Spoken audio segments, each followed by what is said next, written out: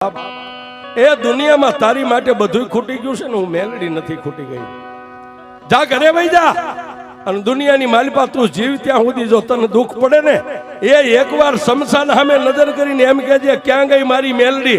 અને જો ભોમાં ભાલા નો બેહારી દઉં તારી મેલડી.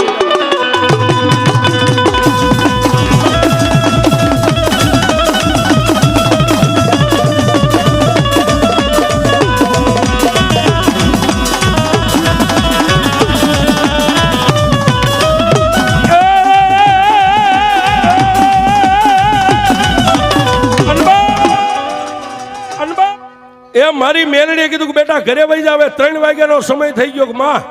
તને એક વાત કહું, હું દીવ ઉગે